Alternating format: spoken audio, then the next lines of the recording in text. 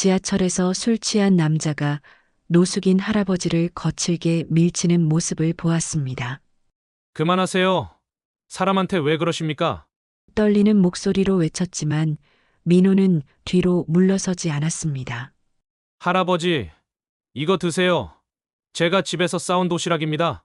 민호는 자신의 유일한 식사를 내밀었습니다. 할아버지의 눈에 눈물이 맺혔고 고맙습니다. 정말 고맙습니다. 사연을 더 듣고 싶으시다면 구독과 좋아요는 무료이니 부탁드립니다. 22살 대학생 민호의 하루는 새벽 5시 반 알람과 함께 시작됩니다. 서울 변두리 낡은 고시원 2층 203호 겨우 3평 남짓한 방에서 눈을 뜨자마자 민호가 가장 먼저 하는 일은 작은 전기밥솥 앞에 앉아 도시락을 싸는 것입니다.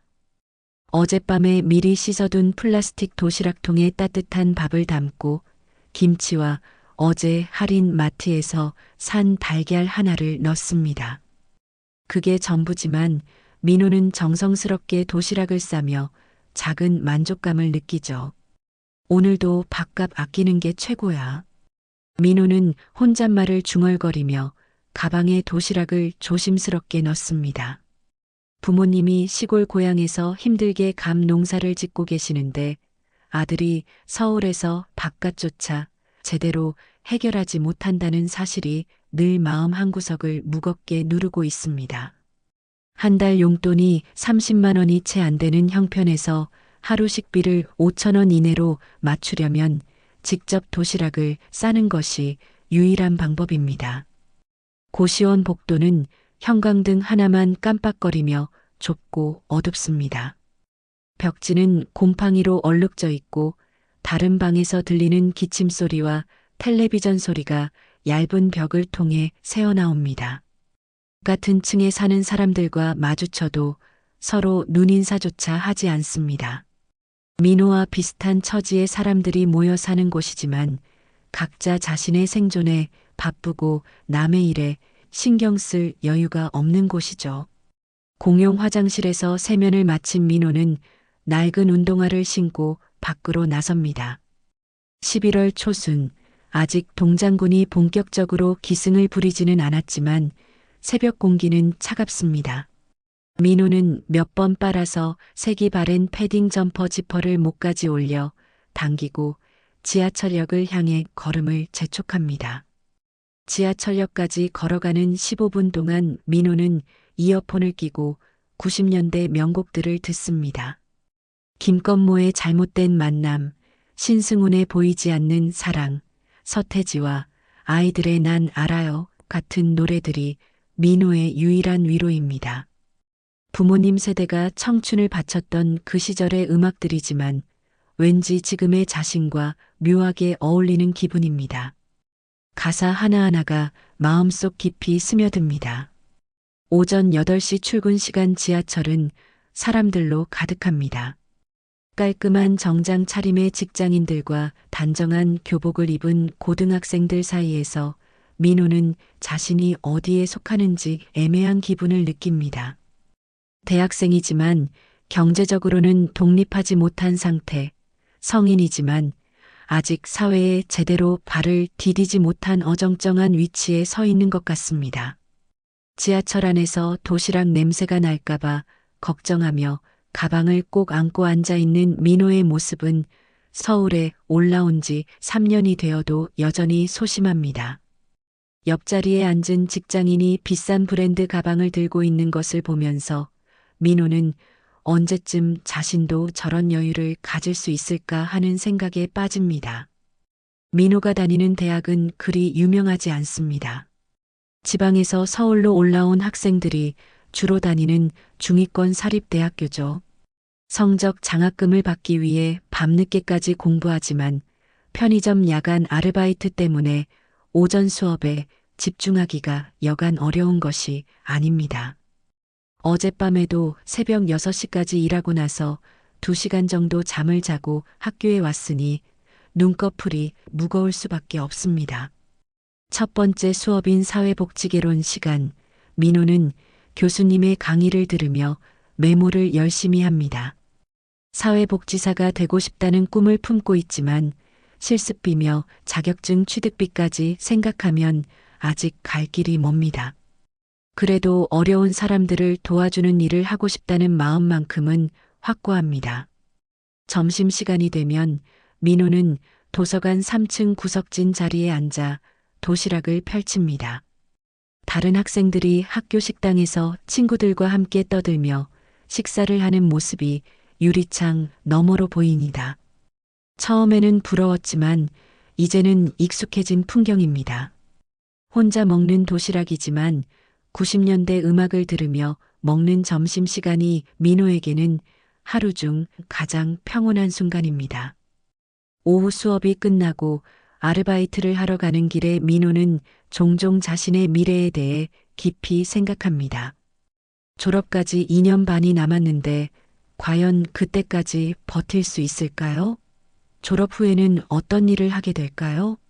사회복지사가 되려면 경험도 쌓아야 하고 인맥도 만들어야 하는데 지금처럼 아르바이트에만 매달려서는 한계가 있을 것 같습니다.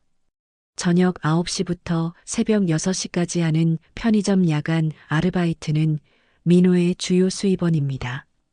시급이 높은 야간 시간대를 택한 것도 그 때문이죠. 손님이 별로 없는 심야 시간에는 교재를 펼쳐놓고 공부를 할 수 있어서 나름 효율적이라고 생각하지만 체력적으로는 정말 힘듭니다. 새벽 6시에 아르바이트를 마치고 고시원으로 돌아가는 길, 민호는 하늘이 밝아오는 것을 봅니다. 사람들이 하루를 시작할 시간에 자신은 하루를 마무리하는 기분입니다. 몸은 피곤하지만 마음속에는 작은 뿌듯함이 있습니다. 오늘도 하루를 버텨냈다는 성취감이죠. 그날도 민호는 평소와 같은 일상을 보냈습니다. 오후 수업을 마치고 편의점 아르바이트를 하러 가는 길이었죠. 하지만 이날만큼은 평범한 하루로 끝나지 않았습니다. 지하철 6호선 마지막 차에 몸을 맡긴 민호는 새벽 아르바이트의 피로감을 달래려 이어폰을 꽂고 눈을 감았습니다. 이 더러운 거지 같은 게 사람들 다 기분 잡치게 하잖아. 갑작스럽게 터진 고함 소리에 민호는 화들짝 눈을 떴습니다. 지하철 칸 한쪽에서 술에 취한 중년 남자가 누군가를 향해 고래고래 소리를 지르고 있었습니다. 늦은 시간이라 승객이 많지 않았지만 몇몇 사람들이 불안한 눈빛으로 상황을 지켜보고 있었죠. 민호가 고개를 돌려보니 술 취한 남자가 화를 내는 대상은 지하철 구석에 쪼그려 앉아 있는 노숙인으로 보이는 할아버지였습니다. 얼굴은 검게 그을려 있고 낡은 옷에서는 오랫동안 씻지 못한 냄새가 났습니다. 할아버지는 고개를 숙인 채 작아지려고 애쓰고 있었지만 술 취한 남자의 행동은 점점 더 거칠어졌습니다. 이런 곳에 왜 있어? 지하철이 내 집이야? 냄새나서 못 견디겠단 말이야. 술 취한 남자는 할아버지를 거칠게 밀치기 시작했습니다. 몸집이 작은 할아버지는 균형을 잃고 비틀거렸지만 다른 승객들은 외면하거나 못 본 척했습니다. 민호도 처음에는 어떻게 해야 할지 몰라서 머뭇거렸습니다. 괜히 나섰다가 자신도 화를 당할 수 있다는 두려움이 앞섰거든요. 하지만 할아버지가 바닥에 넘어지는 모습을 보는 순간 민호의 가슴 속에서 뜨거운 무언가가 올라왔습니다. 고향에 계신 할아버지가 떠올랐기 때문일까요? 아니면 평소 어려운 사람들을 돕고 싶다는 마음 때문이었을까요? 민호는 자리에서 벌떡 일어나 술 취한 남자 앞을 막아섰습니다. 그만하세요. 사람한테 왜 그러십니까? 민호의 목소리는 떨리고 있었지만 단호했습니다. 술 취한 남자는 갑자기 나타난 민호를 보며 더욱 화를 냈습니다. 민호의 나이가 어려 보였기 때문인지 더욱 기세등등해졌죠. 야, 너 뭐야? 이 냄새나는 거지 편 들려고? 너도 거지야? 거지든 아니든 사람인데 왜 그렇게 대하세요? 할아버지가 뭘 잘못했다고 그러세요? 민호는 목소리가 더욱 떨렸지만 뒤로 물러서지 않았습니다. 술 취한 남자는 민호에게 욕설을 퍼부으며 위협했지만 다른 승객들이 하나둘 관심을 보이기 시작하자 결국 중얼거리며 다음 역에서 내려갔습니다. 지하철 안은 다시 조용해졌지만 민호의 심장은 아직도 빠르게 뛰고 있었습니다. 민호는 바닥에 넘어져 있는 할아버지에게 다가가 조심스럽게 부축했습니다. 할아버지의 손은 거칠고 차가웠습니다. 얼굴을 가까이에서 보니 주름이 깊게 패여 있었고 눈동자는 맑았지만 어딘가 슬픈 빛이 서려 있었습니다. 할아버지, 괜찮으세요? 다치신 곳은 없으세요? 할아버지는 민호를 바라보며 고개를 천천히 끄덕였습니다. 말은 하지 않았지만 고마워하는 눈빛이었죠. 민호는 할아버지가 너무 말라 보이는 것이 마음에 걸렸습니다. 언제 마지막으로 제대로 된 음식을 드셨을까 하는 생각이 들었습니다. 그때 민호는 자신의 가방을 떠올렸습니다. 오늘 아르바이트 때문에 저녁을 못 먹고 새벽에 먹으려고 준비해 온 도시락이 있었거든요. 민호는 망설임 없이 가방에서 도시락을 꺼냈습니다. 할아버지, 이거 드세요. 제가 집에서 싸온 도시락인데 아직 안 먹어서 깨끗해요. 할아버지는 민호가 내미는 도시락을 보며 잠시 망설였습니다. 그러더니 떨리는 손으로 도시락을 받아들였습니다. 할아버지의 눈에 눈물이 맺히는 것을 민호는 놓치지 않았습니다. 고맙습니다. 정말 고맙습니다. 할아버지의 목소리는 쉬어서 잘 들리지 않았지만 진심이 담겨 있었습니다. 할아버지는 도시락을 소중히 안고 있었는데 마치 오랫동안 잊고 있던 따뜻함을 다시 느끼는 것 같았습니다. 천천히 드세요. 김치는 좀 매울 수도 있어요. 민호는 할아버지 옆에 앉아서 도시락을 드시는 모습을 지켜봤습니다. 할아버지는 정말 오랫동안 굶었던 것처럼 조심스럽게 하지만 감사하게 한 숟가락씩 떠먹었습니다. 그 모습을 보는 민호의 마음도 따뜻해졌습니다. 학생, 이름이 뭔가요? 김민호라고 합니다, 할아버지. 민호. 좋은 이름이구나. 나는. 할아버지는 자신의 이름을 말하려다가 멈췄습니다. 뭔가 혼란스러운 표정을 지으며 고개를 흔들었죠. 기억이 명확하지 않은 것 같았습니다. 괜찮으세요, 할아버지. 천천히 생각하세요. 민호가 내려야 할 역이 다가왔습니다.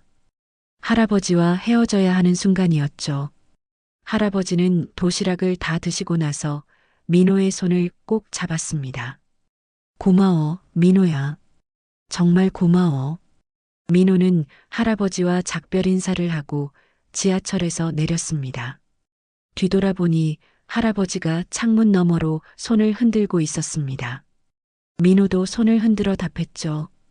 그 순간 민호는 알지 못했습니다. 이 작은 선행이 자신의 인생을 완전히 바꿔놓을 거라는 것을. 다음 날 아침 민호는 평소와 같이 새벽 5시 반에 눈을 떴습니다. 어젯밤 일은 마치 꿈 같았습니다. 지하철에서 만난 할아버지, 도시락을 나누어 드린 일, 그 모든 것이 참으로 평범한 일상 속에서 일어난 작은 에피소드 같았죠. 민호는 어제와 같이 도시락을 싸며 할아버지가 잘 지내고 계실까 하는 생각을 했습니다. 그런데 고시원 복도를 나서려는 순간 밖이 이상하게 소란스러웠습니다. 평소보다 사람들의 목소리가 많이 들렸고 무언가 웅성거리는 소리가 계속 이어졌습니다. 민호는 궁금해서 복도 끝 작은 창문으로 다가갔습니다. 그리고 그 순간 민호는 자신의 눈을 의심했습니다. 고시원 앞 좁은 골목길에 검은색 대형 승용차들이 줄지어 서 있었습니다. 적어도 5대는 되어 보이는 차들이 말이죠. 평소 이 동네에서는 볼 수 없는 고급 차량들이었습니다. 게다가 차 주변에는 정장을 차려입은 사람들이 서성이고 있었습니다. 마치 영화에서나 봤던 장면 같았죠. 뭐지? 무슨 일이 일어난 거야? 민호는 당황해서 혼잣말을 중얼거렸습니다. 혹시 이 동네에서 무슨 사건이라도 일어난 건 아닐까 하는 생각이 들었습니다. 고시원에 사는 사람 중에 누군가 문제를 일으켰거나 아니면 경찰이 수사를 하러 온 건 아닐까 하는 불안감이 스쳤죠. 민호가 조심스럽게 고시원 문을 열고 나가려는 순간 정장을 입은 중년 남성이 다가왔습니다. 키가 크고 인상이 단정한 사람이었는데 예의 바른 태도로 민호에게 말을 걸었습니다. 혹시 김민호님 되십니까? 민호는 깜짝 놀라서 뒤로 한 발 물러섰습니다. 자신의 이름을 어떻게 알고 있는 걸까요?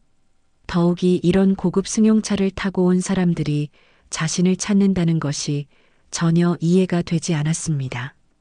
저는 김민호가 맞는데요. 그런데 누구시죠? 저를 찾으시는 이유가 뭔가요? 안녕하십니다. 저는 금강그룹 비서실의 최 실장이라고 합니다. 어제 지하철에서 저희 회장님의 형님을 도와주신 분이 민호님이 맞으시죠? 민호의 머릿속이 하얗게 변했습니다. 금강그룹이라니? 전국에서 손꼽히는 대기업이 아니던가요? 그리고 어제 만난 할아버지가 그 회사 회장의 형이라고요? 도대체 무슨 일이 벌어지고 있는 건지 민호는 전혀 상황을 파악할 수 없었습니다. 저는 그냥 할아버지 한 분을 도와드린 것뿐인데요. 그분이 금강그룹과 관련이 있으시다고요? 네, 맞습니다. 어제 민호님께서 도와주신 분은 저희 금강그룹 김정태 회장님의 친형이신 김정수 님이십니다. 오랫동안 실종 상태셨는데 어제 민호님께서 보내주신 따뜻한 마음 덕분에 다시 찾을 수 있게 되었습니다. 최 실장의 말을 듣는 민호는 여전히 현실감이 없었습니다. 단지 도시락 하나를 나누어 드린 것뿐인데 이런 일이 벌어질 수 있는 건가요? 주변 고시원 주민들도 하나둘 나와서 상황을 지켜보기 시작했습니다. 회장님께서 민호님을 직접 뵙고 싶어 하십니다. 시간이 되시면 잠깐 함께 가주실 수 있으시겠습니까? 민호는 어리둥절했지만 거절하기 어려웠습니다. 상황이 너무 갑작스럽고 비현실적이었지만 어제 만난 할아버지의 안부가 궁금하기도 했습니다. 게다가 이렇게 정중하게 요청하는데 무작정 거절하기도 뭐했죠. 할아버지, 아니, 그분은 지금 어떻게 지내고 계세요? 괜찮으세요? 네, 다행히 건강에는 큰 이상이 없으십니다. 지금은 병원에서 정밀 검사를 받고 계시고요. 민호님을 꼭 만나보고 싶어 하세요. 민호는 잠시 고민했습니다. 오늘은 중요한 수업이 있었고 저녁에는 아르바이트도 해야 했습니다. 하지만 이런 상황을 거절하기는 어려웠죠. 더욱이 할아버지가 자신을 찾고 있다는 말에 마음이 움직였습니다. 알겠습니다. 잠깐만요, 준비할게요. 민호는 고시원으로 돌아가서 서둘러 옷을 갈아입고 가방을 챙겼습니다. 거울을 보니 평소의 초라한 모습이 부끄럽게 느껴졌습니다. 이런 상황에서 어떤 옷을 입어야 하는지 도통감이 오지 않았죠. 다시 나와서 최 실장을 따라 승용차에 탔습니다. 차 안은 민호가 경험해 본 적 없는 고급스러움으로 가득했습니다. 가죽 시트는 부드러웠고 차 안은 조용하고 쾌적했죠. 민호는 긴장해서 몸을 움츠렸습니다. 차가 움직이기 시작하면서 민호는 창밖을 바라봤습니다. 평소 지하철로만 다니던 서울의 모습이 이렇게 다르게 보일 줄은 몰랐습니다. 고급 승용차에서 바라본 서울은 마치 다른 세계 같았어요. 민호님, 너무 긴장하지 마세요. 회장님께서는 민호님의 따뜻한 마음에 정말 감동받으셨어요. 오랫동안 찾던 형님을 이런 방식으로 다시 만날 수 있게 해주셔서 온 가족이 감사해하고 있습니다. 최 실장의 말에도 불구하고 민호의 긴장은 쉽게 풀리지 않았습니다. 어제까지만 해도 고시원에서 도시락을 싸며 하루하루 버티던 평범한 대학생이었는데 갑자기 대기업 회장을 만나러 간다는 것이 믿어지지 않았거든요. 차는 강남의 고급스러운 빌딩들 사이로 들어갔습니다. 민호가 평생 와본 적 없는 동네였죠. 높은 빌딩들과 깔끔한 도로, 그리고 비싼 차들이 다니는 거리를 보며 민호는 자신이 정말 다른 세계에 발을 들여놓았다는 것을 실감했습니다. 과연 이 모든 일이 현실일까요? 아니면 꿈일까요? 승용차가 도착한 곳은 강남 한복판의 고급 주택가였습니다. 높은 담장으로 둘러싸인 저택들이 늘어선 거리는 민호가 상상조차 해본 적 없는 세계였죠. 차가 멈춘 곳은 그 중에서도 가장 웅장해 보이는 저택 앞이었습니다. 대문부터가 민호가 살던 고시원보다 클 것 같았습니다. 도착했습니다. 회장님께서 기다리고 계세요. 최 실장을 따라 저택 안으로 들어가는 민호의 발걸음은 무거웠습니다. 넓은 정원과 분수대, 그리고 고급스러운 인테리어로 꾸며진 거실을 지나며 민호는 자신이 얼마나 다른 세계에 와 있는지 실감했습니다. 바닥의 대리석은 반질반질하게 닦여 있었고 벽에 걸린 그림들은 아마 박물관에서나 볼 수 있는 것들 같았죠. 거실에서 기다리고 있던 사람은 정장을 차려입은 60대 중반의 남성이었습니다. 인상이 날카로우면서도 위험이 느껴지는 사람이었죠. 바로 금강그룹의 김정태 회장이었습니다. 회장 옆에는 20대 후반으로 보이는 아름다운 여성이 앉아 있었는데 세련된 옷차림과 우아한 분위기가 인상적이었습니다. 안녕하십니까? 어제 할아버지를 도와드린 김민호라고 합니다. 민호는 어색하게 인사를 했습니다. 이런 상황에서 어떻게 행동해야 하는지 전혀 모르겠어서 평소보다 더 조심스럽게 말했죠. 회장은 민호를 찬찬히 살펴본 후 입을 열었습니다. 그래, 내가 우리 형님을 도와준 학생이구나. 고마워. 정말 고마워. 회장의 말에는 진심이 담겨 있었습니다. 하지만 민호는 왠지 모를 불편함을 느꼈습니다. 회장의 시선이 자신을 평가하는 것 같았거든요. 마치 자신이 어떤 사람인지, 무엇을 원하는지 파악하려는 듯한 느낌이었죠. 저는 그냥 당연한 일을 했을 뿐입니다. 할아버지는 지금 어떻게 지내고 계세요? 형님은 지금 병원에서 치료받고 계셔. 오랫동안 거리에서 생활하시면서 몸이 많이 약해지셨거든. 그런데 내 이야기를 계속하시더라고. 도시락을 나누어 준 따뜻한 청년 이야기 말이야. 회장 옆에 앉아있던 여성이 민호에게 미소를 보이며 말을 걸었습니다. 안녕하세요. 저는 김설인이라고 해요. 정태 회장님의 딸이에요. 작은 할아버지를 도와주셔서 정말 감사해요. 설인의 목소리는 부드러웠지만 민호는 그녀의 우아한 모습에 더욱 위축되었습니다. 같은 또래인데도 살아온 환경이 너무 달랐던 거죠. 설인의 옷 한 벌이 민호의 한 달 생활비보다 비쌀 것 같았습니다. 제가 특별한 일을 한 건 아니에요. 그냥 도움이 필요해 보이셔서 그랬을 뿐이에요. 민호의 겸손한 대답에 설인은 더욱 관심을 보였습니다. 요즘 같은 세상에서 이런 순수한 마음을 가진 사람이 있다는 것이 신기했던 모양이었죠. 민호 씨는 어떤 공부를 하세요? 대학생이시라고 들었는데. 사회복지학을 공부하고 있어요. 어려운 사람들을 도와주는 일을 하고 싶어서요. 민호의 말에 설이는 놀란 표정을 지었습니다. 돈이나 명예와는 거리가 먼 선택이었거든요. 하지만 회장의 표정은 미묘하게 변했습니다. 사회복지학이라. 그래서 우리 형님을 도와준 거구나. 회장의 말에는 어딘가 의미심장한 뉘앙스가 있었습니다. 민호는 정확히 무엇인지 알 수는 없었지만 뭔가 불편한 기운을 느꼈죠. 그때 설인이 민호에게 조심스럽게 말했습니다. 민호 씨, 저희 작은 할아버지에 대해서 좀 알려드릴 게 있어요. 네, 작은 할아버지는 원래 우리 집안의 장남이셨어요.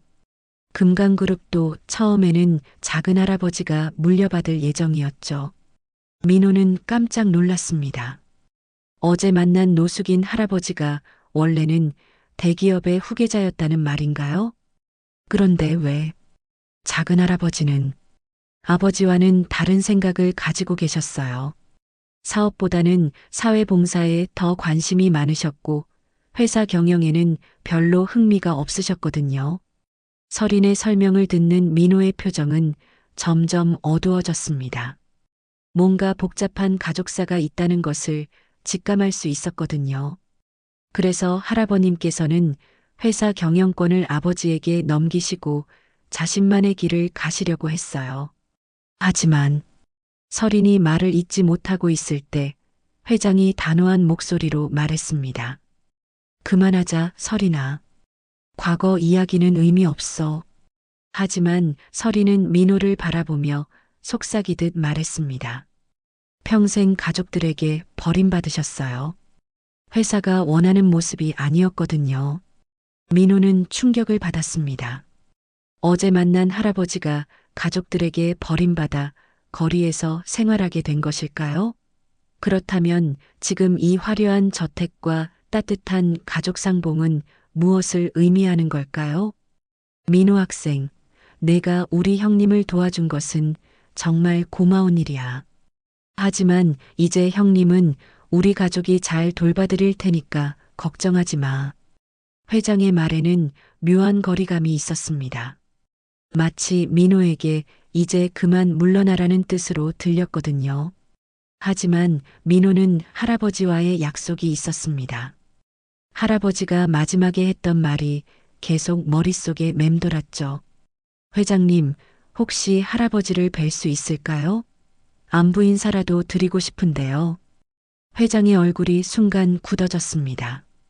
그리고 냉정한 목소리로 말했습니다. 그럴 필요 없어. 형님은 지금 치료에 집중하셔야 하거든.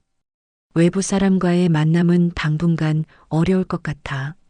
민호는 뭔가 이상하다는 생각이 들었습니다. 가족을 다시 만났다면서 왜 회장은 할아버지와의 만남을 막으려고 하는 걸까요? 설인도 아버지의 말에 불편한 표정을 지었습니다. 아버지, 민호 씨가 작은 할아버지를 만나는 게 왜 안 되는 거예요? 조용히 해, 설인아. 이건 어른들 일이야. 회장의 날카로운 목소리에 거실의 분위기가 차갑게 변했습니다. 민호는 이 집안에 자신이 알지 못하는 복잡한 사정이 있다는 것을 깨달았습니다. 그리고 어제의 순수한 선행이 예상치 못한 복잡한 상황으로 이어지고 있다는 것도 느꼈죠. 민호가 금강그룹 저택을 떠난 지 사흘이 지났습니다. 그동안 할아버지 걱정이 계속 마음에 걸렸지만 민호는 평소와 같이 대학을 다니고 편의점 아르바이트를 했습니다. 그런데 그날 저녁 낯선 남성이 편의점으로 찾아왔습니다. 김민호 씨죠? 잠깐 밖에서 이야기할 수 있을까요? 정장 차림의 중년 남성은 조심스럽게 주변을 살피며 말했습니다. 민호는 편의점 사장님께 양해를 구하고 밖으로 나갔습니다. 저는 금강그룹 비서실 박 과장입니다. 정태 회장님 몰래 찾아왔어요. 박 과장의 표정은 심각했습니다. 민호 씨, 작은 할아버지에 대해 알려드려야 할 충격적인 진실이 있습니다. 진실이라고요? 회장님이 작은 할아버지의 복귀를 방해하려고 합니다. 작은 할아버지가 돌아오시면 회사 지분 문제로 모든 권력을 잃을 수 있거든요. 박 과장은 더욱 놀라운 이야기를 계속했습니다. 그리고 30년 전 작은 할아버지가 노숙자가 되신 것도 사실은 회장님이 형님의 모든 재산과 신분을 몰래 없애버린 겁니다. 민호는 충격에 말문이 막혔습니다. 어떻게 가족에게 그런 일을? 회장님은 지금도 같은 일을 하려고 해요. 이번에는 작은 할아버지를 정신병원에 강제 입원시켜서 영영 못 나오게 하려고 합니다. 바로 그때 민호의 핸드폰이 울렸습니다. 최 실장이었습니다. 민호 학생, 회장님이 급히 부르십니다. 지금 당장 와주세요. 전화가 끝나자 박 과장이 불안한 얼굴로 말했습니다. 조심하세요. 회장님이 민호 씨를 위험하다고 생각하기 시작했어요. 금강그룹 저택에 도착한 민호는 며칠 전과는 완전히 달라진 분위기를 느꼈습니다. 회장의 얼굴은 차갑고 위협적이었고 서린의 모습은 보이지도 않았습니다. 앉아. 회장의 명령조 말투에 민호는 온몸이 긴장했습니다. 민호 학생, 내가 우리 집안 일에 너무 깊이 관여하고 있어서 불러왔다. 저는 그냥 할아버지가 걱정되어서. 할아버지라고? 감히 내가 우리 형님을 뭐라고 부르는 거야? 회장의 목소리가 얼음장처럼 차가워졌습니다. 형님이 내게 과거에 대해 뭔가 말씀하셨나? 아니요, 아무 말씀도. 다행이군. 그럼 이제 내 말을 똑똑히 들어. 우리 집안 일에 더 이상 끼어들지 마. 내 주제를 알아야지. 그때 회장은 섬뜩한 미소를 지으며 말했습니다. 그리고 만약 내가 쓸데없는 짓을 하거나 언론에 이상한 소리라도 한다면. 회장은 잠시 멈춘 후 차갑게 말했습니다. 시골에서 감 농사 짓는 내 부모님이 피눈물을 흘리게 될 거다. 세금 문제, 토지 문제. 얼마든지 방법은 있거든. 이해했나? 민호는 전신에 소름이 돋았습니다. 회장이 자신의 부모님을 직접 위협하고 있었습니다. 회장님, 제발. 제발은 무슨 제발이야. 어디 시골에서 굴러온 거지 같은 놈이 우리 집안에 얽혀서 설치고 있어? 바로 그 순간 민호의 핸드폰에 박 과장에게서 긴급 문자가 왔습니다. 작은 할아버지 강제 정신병원 이송됨. 즉시 피하세요. 민호는 절망했습니다. 할아버지는 다시 감금당했고 자신은 가족까지 위협받고 있었습니다. 봐라, 이미 늦었어. 형님은 안전한 곳에서 치료받고 계시고 넌 이제 조용히 썩어버려야지. 회장은 냉소적으로 웃으며 계속했습니다. 내 같은 놈이 우리 세계에 발을 담글 수 있다고 생각했어? 도시락 하나 줬다고 영웅이라도 된 줄 알았나? 민호는 무력감에 온몸이 떨렸습니다. 지금까지 믿어왔던 정의와 선함이 권력과 돈 앞에서 얼마나 초라한지 깨닫게 되는 순간이었습니다. 그때 갑자기 언론에서도 이상한 일이 벌어지기 시작했습니다. 며칠 전까지 도시락 영웅이라며 민호를 칭찬하던 기사들이 하나둘 사라지더니 이번에는 정반대 내용의 기사들이 쏟아져 나왔습니다. 대기업 상속자를 노린 치밀한 사기극, 가난한 대학생의 돈벌이, 수장 노숙인 할아버지를 이용한 파렴치한 청년. 민호는 하루아침에 사기꾼으로 몰렸습니다. 대학에서도 아르바이트 현장에서도 사람들의 시선이 차가워졌습니다. SNS에는 민호를 비난하는 댓글들이 넘쳐났고 심지어 고시원 주소까지 공개되어 항해 전화가 쏟아졌습니다. 내가 뭘 잘못한 거지? 민호는 고시원 방에 홀로 앉아 절망했습니다. 선한 마음으로 한 일이 이런 결과를 가져올 줄 누가 알았을까요? 부모님께 연락드리고 싶었지만 회장의 위협이 떠올라 전화기를 들 수도 없었습니다. 정태 할아버지는 정신병원에 갇혔고 진실을 아는 박 과장도 연락이 두절되었습니다. 모든 것이 산산조각 났습니다. 민호는 처음으로 세상의 잔혹함을 온몸으로 느꼈습니다. 일주일이 지났지만 민호를 향한 세상의 시선은 여전히 차가웠습니다. 대학 강의실에서 동기들이 수군거리는 소리가 들렸고 편의점 사장님도 민호를 의심스럽게 바라봤습니다. 언론의 공격은 계속되었고 민호는 점점 세상에서 고립되어 갔습니다. 그런데 그날 오후 민호에게 예상치 못한 방문자가 찾아왔습니다. 바로 서린이었습니다. 그녀는 평소의 우아한 모습과는 달리 초조하고 불안해 보였습니다. 민호 씨 만나서 다행이에요. 찾기가 힘들었어요. 서린 씨, 어떻게 여기까지? 아버지 몰래 나왔어요. 말씀드릴 게 있어서요. 서린은 주변을 살피며 조심스럽게 말했습니다. 작은 할아버지가 정신병원에 강제 입원당하셨어요. 아버지가 그렇게 하신 거예요. 그리고 민호 씨를 사기꾼으로 만든 것도 아버지 작품이고요. 민호는 이미 어느 정도 예상했지만 서린의 입에서 직접 들으니 더욱 절망스러웠습니다. 왜 이러시는 거예요? 가족인데. 아버지는 작은 할아버지를 가족으로 생각한 적이 없어요. 30년 전에도 그랬고 지금도 마찬가지예요. 권력과 재산을 위해서라면 무엇이든 할 수 있는 분이거든요. 서린은 눈물을 글썽이며 계속 말했습니다. 그런데 오늘 작은 할아버지가 저를 불러서 이상한 말씀을 하셨어요. 어떤 말씀이요? 서울역 1993 서랍. 계속 그런 말씀만 반복하시더라고요. 뭔가 중요한 의미가 있는 것 같아서 민호 씨께 알려드리려고 왔어요. 민호는 순간 가슴이 뛰었습니다. 할아버지가 마지막으로 남긴 단서일 수도 있다는 생각이 들었거든요. 서울역 1993년에 무슨 일이 있었던 걸까요? 잘 모르겠어요. 하지만 작은 할아버지 표정이 너무 간절하셨어요. 뭔가 꼭 전하고 싶은 메시지가 있으신 것 같았어요. 민호는 결심했습니다.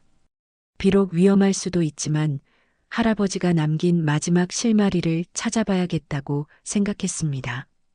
서린 씨, 저와 함께 서울역에 가보실래요? 네, 저도 진실이 궁금해요. 우리 집안의 숨겨진 비밀을 알고 싶어요. 두 사람은 서울역으로 향했습니다. 지하철을 타고 가는 동안 서린은 민호에게 더 많은 이야기를 들려주었습니다. 사실 작은 할아버지에 대한 이야기는 우리 집에서 금기였어요. 어릴 때부터 작은 할아버지 이야기는 절대 하면 안 된다고 배웠거든요. 그렇게까지 숨기려고 하셨다니. 아버지가 그렇게 만드신 거죠.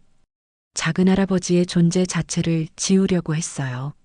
서울역에 도착한 두 사람은 어디서부터 찾아야 할지 막막했습니다. 1993년이라면 30년도 더 된 일인데 과연 그때의 흔적이 남아있을까요? 서랍이라고 하셨다면 혹시 보관함을 말씀하신 건 아닐까요? 서린의 말에 민호는 고개를 끄덕였습니다. 서울역 보관함이라면 충분히 가능성이 있었죠.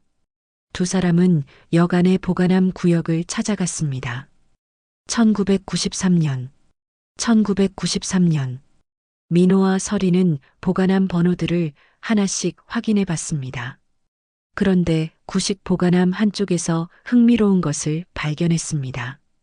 보관함 번호가 1993인 곳이 있었던 것입니다. 저기에요. 1993번 보관함. 하지만 보관함을 열려면 열쇠가 필요했습니다. 30년이 넘는 시간이 흘렀는데 열쇠가 어디 있을까요? 혹시 작은 할아버지께서 뭔가 갖고 계신 건 아닐까요? 서린이 핸드폰으로 병원에 전화했습니다. 간호사에게 할아버지 소지품에 대해 문의했죠. 네, 입원하실 때 작은 열쇠 하나 갖고 계셨다고 하네요. 병원에 보관되어 있다고 해요. 두 사람은 급하게 병원으로 향했습니다. 서린의 신분으로 할아버지 소지품을 찾을 수 있었죠. 작은 녹슨 열쇠 하나가 봉투에 들어 있었습니다. 다시 서울역으로 돌아온 두 사람은 떨리는 마음으로 열쇠를 보관함에 넣어봤습니다. 놀랍게도 열쇠가 딱 맞아떨어졌습니다. 보관함 안에는 낡은 가방 하나가 들어 있었습니다. 30년 동안 그곳에 있었던 것처럼 보였죠. 민호와 서린은 조심스럽게 가방을 열어봤습니다. 가방 안에는 여러 가지 서류들이 들어 있었습니다. 노랗게 바랜 종이들이었지만 글씨는 아직도 선명했습니다. 첫 번째는 금강그룹 초기 지분 서류였습니다. 정수 할아버지가 회사의 실제 창립자이자 최대 주주였다는 증거였죠. 두 번째는 정태 회장의 불법 경영 비리 기록들이었습니다. 30년 전부터 회장이 어떤 방법으로 회사를 키워왔는지 상세히 기록되어 있었습니다. 세 번째는 종로의 작은 빌딩명의 문서였습니다. 할아버지 개인 소유의 부동산이 아직 남아있다는 증거였죠. 그리고 마지막에는 할아버지가 손으로 직접 쓴 편지가 있었습니다. 누군가 이 편지를 읽고 있다면 아마 나에게 무슨 일이 일어났을 것입니다. 나는 동생 정태에게 모든 것을 빼앗겼지만 후회하지 않습니다. 내 꿈은 재벌이 되는 것이 아니라 모든 사람이 함께 웃을 수 있는 세상을 만드는 것이었거든요. 이 서류들은 언젠가 진실이 밝혀질 날을 위해 숨겨둡니다. 정의가 승리하기를 바랍니다. 민호와 설이는 편지를 읽으며 눈물을 흘렸습니다. 30년 전부터 할아버지는 이런 날이 올 것을 예상하고 준비해 두셨던 것입니다. 이제 모든 게 명확해졌어요. 작은 할아버지를 구해야 해요. 설인의 말에 민호는 고개를 끄덕였습니다. 드디어 진실을 밝힐 수 있는 결정적 증거를 찾았습니다. 이제 정의를 위한 마지막 싸움을 시작할 때였습니다. 진실의 증거를 찾은 민호와 설이는 다음 날 아침 일찍 기자회견을 준비했습니다. 박 과장이 몰래 도와주겠다고 연락해왔고 몇몇 양심적인 언론사들도 관심을 보였습니다. 하지만 정태 회장도 가만히 있지 않았죠. 민호 씨, 정말 위험할 수도 있어요. 아버지가 어떤 사람인지 잘 아시잖아요. 설이는 불안한 마음을 감추지 못했습니다. 하지만 민호는 결심이 확고했습니다. 설인 씨, 이제 그만 진실을 밝혀야 해요. 할아버지가 30년 동안 겪으신 고통을 더 이상 방치할 수는 없어요. 오후 2시 서울 시내 한 호텔 기자회견장에는 수십 명의 기자들이 몰려 있었습니다. 정태 회장도 급하게 달려왔습니다. 그는 자신만만한 미소를 지으며 기자들 앞에 섰습니다. 여러분, 오늘은 우리 금강그룹에 대한 악의적인 루머를 바로잡는 자리입니다. 일부 불순한 세력이 우리 가족의 불행한 사정을 이용해서 회사를 음해하려고 하고 있습니다. 회장의 말에 기자들이 고개를 끄덕였습니다. 역시 돈과 권력의 힘은 대단했죠. 하지만 바로 그때 민호가 나타났습니다. 잠깐만요. 저기 기다려주세요. 민호는 숨을 헐떡이며 기자회견장으로 뛰어들었습니다. 손에는 30년 전 할아버지가 숨겨둔 가방을 들고 있었죠. 기자들이 웅성거리기 시작했습니다. 여러분, 정태 회장님의 권리를 증명할 진짜 증거가 여기 있습니다. 민호의 외침에 회장의 얼굴이 순간 굳어졌습니다. 저런 거짓말을. 하지만 민호는 이미 가방 속 서류를 꺼내고 있었습니다. 카메라 플래시가 터지기 시작했고 생중계도 시작되었죠. 이것은 금강그룹의 진짜 창립 서류입니다. 김정수 할아버지가 실제 창립자이시고 지금도 법적으로는 최대 주주이십니다. 기자들이 술렁거렸습니다. 민호는 계속해서 서류들을 공개했습니다. 그리고 이것은 지난 30년간 정태 회장이 저지른 불법 행위들의 기록입니다. 형님을 속여서 모든 재산을 빼앗고 거리로 내몬 증거들이에요. 회장은 절규했습니다. 거짓말이야. 저런 조작된 서류를 믿으면 안 돼. 조작이라고요? 그럼 이 편지는 뭐죠? 민호는 정수 할아버지가 직접 쓴 편지를 읽기 시작했습니다. 내 꿈은 재벌이 되는 것이 아니라 모든 사람이 함께 웃을 수 있는 세상을 만드는 것이었다. 편지를 읽는 민호의 목소리가 떨렸습니다. 기자회견장이 조용해졌고 몇몇 기자들의 눈에도 눈물이 맺혔습니다. 바로 그때 기자회견장 뒤쪽 문이 열렸습니다. 휠체어를 탄 정수 할아버지가 나타난 것입니다. 설인이 할아버지를 모시고 온 것이었죠. 작은 할아버지, 기자들이 일제히 할아버지 쪽으로 카메라를 돌렸습니다. 정수 할아버지는 30년 만에 처음으로 공식 석상의 모습을 드러낸 것이었습니다. 할아버지, 괜찮으세요? 민호가 달려가서 할아버지 곁에 섰습니다. 할아버지는 떨리는 목소리로 말하기 시작했습니다.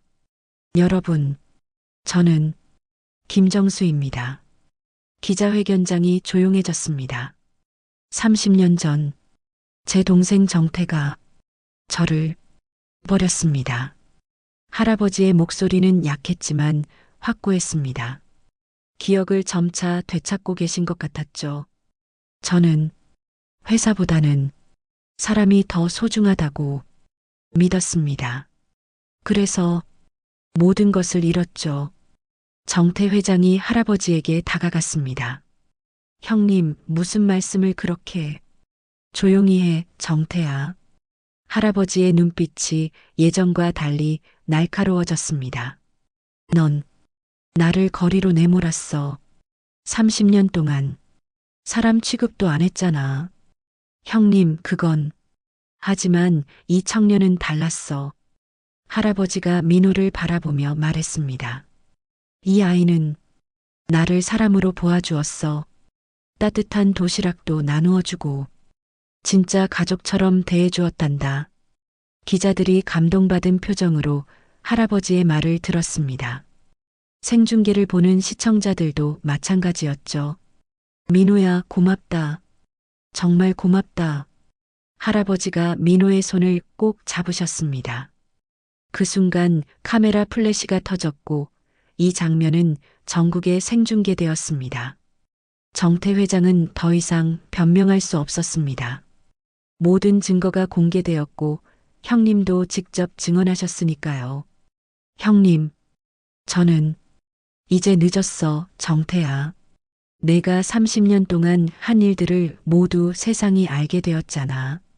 기자들이 질문을 쏟아내기 시작했습니다. 회장님, 형님을 거리로 내몬 이유가 뭡니까? 불법 경영에 대해서는 어떻게 설명하시겠습니까?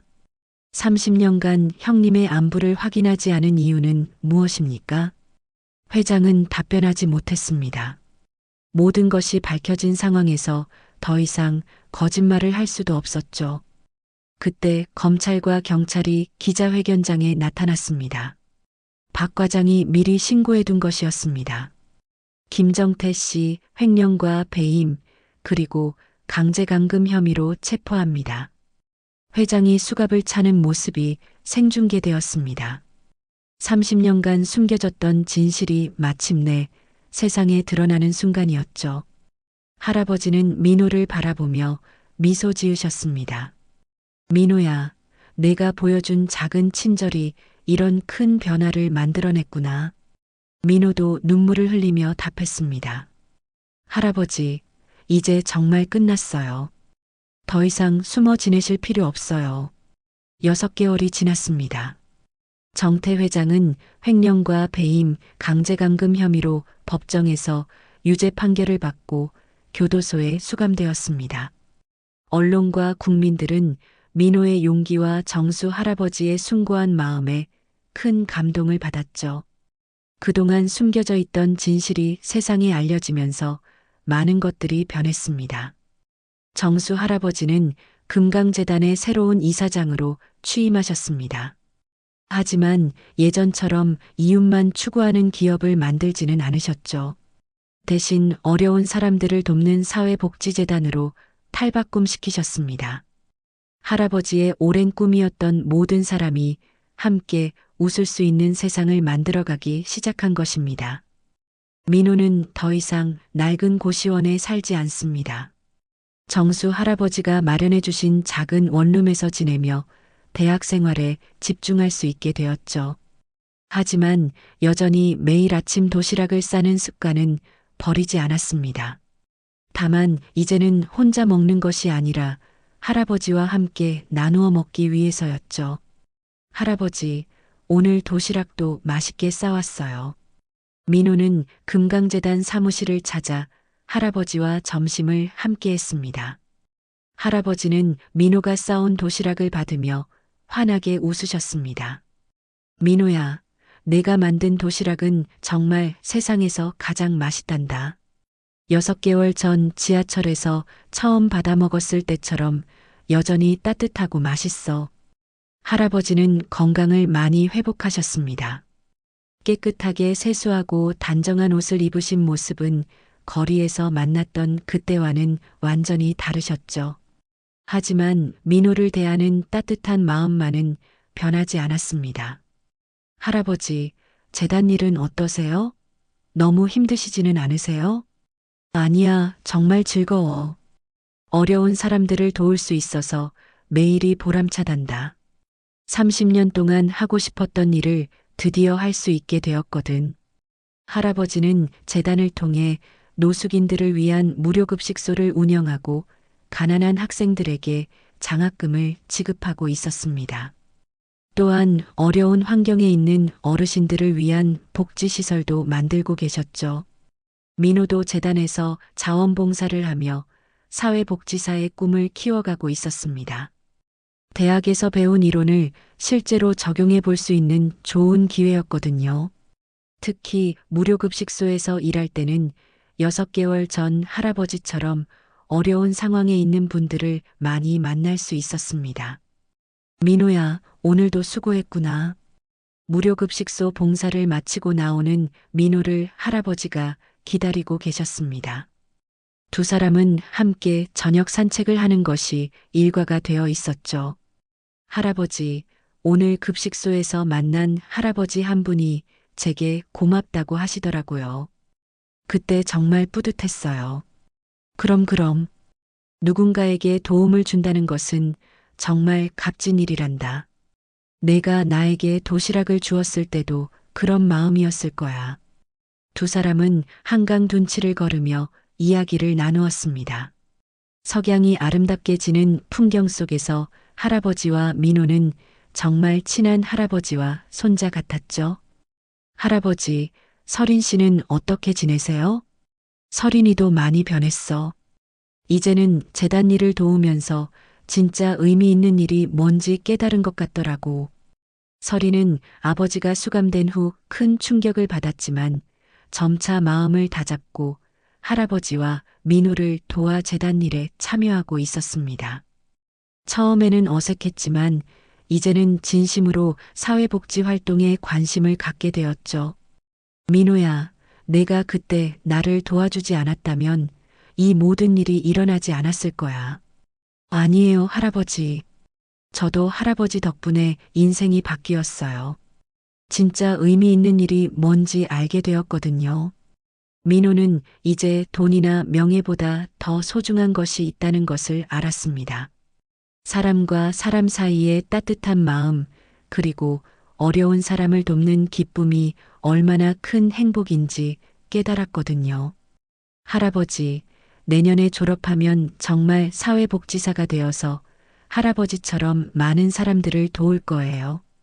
그래, 민호야. 내가 있어서 나도 힘이 난단다. 우리 함께 더 따뜻한 세상을 만들어 보자. 한편 민호의 부모님도 서울로 올라오셨습니다. 아들이 유명해진 것도 신기했지만 무엇보다 착한 마음으로 어려운 사람을 도왔다는 것이 자랑스러우셨죠. 우리 아들이 이렇게 훌륭한 일을 할 줄 몰랐네. 어머니, 부끄러워요. 저는 그냥 당연한 일을 했을 뿐이에요. 민호는 부모님께 정수 할아버지를 소개해드렸습니다. 할아버지도 민호 부모님을 친자식 부모님처럼 따뜻하게 대해주셨죠. 저녁이 되자 네 사람은 함께 식사를 했습니다. 민호가 직접 차린 식탁에서 따뜻한 대화가 오갔습니다. 민호야, 밥 먹었니? 할아버지의 친근한 인사에 민호는 환하게 웃었습니다. 네, 할아버지. 오늘은 제가 할아버지께 정말 맛있는 음식을 대접해 드릴게요. 그래, 우리 민호가 차린 밥상이 제일 맛있단다. 식사를 마친 후 할아버지는 민호에게 작은 선물을 주셨습니다. 바로 새로운 도시락통이었죠. 민호야, 앞으로도 계속 도시락을 나누어 주렴. 내 따뜻한 마음이 더 많은 사람들에게 전해지기를 바란단다. 네, 할아버지. 평생 잊지 않을게요. 그날 밤 민호는 창문 밖을 바라보며 생각했습니다. 6개월 전 지하철에서 도시락 하나를 나누어 준 작은 친절이 이렇게 큰 변화를 만들어낼 줄 누가 알았을까요? 이제 민호는 확신했습니다. 작은 선행이라도 진심을 담으면 세상을 바꿀 수 있다는 것을. 서울의 밤거리가 따뜻한 불빛으로 반짝이고 있었습니다. 그 빛처럼 민호와 할아버지의 우정도, 그리고 그들이 만들어가는 따뜻한 세상도 계속해서 빛나고 있었습니다. 사연을 더 듣고 싶으시다면 구독과 좋아요는 무료이니 부탁드립니다.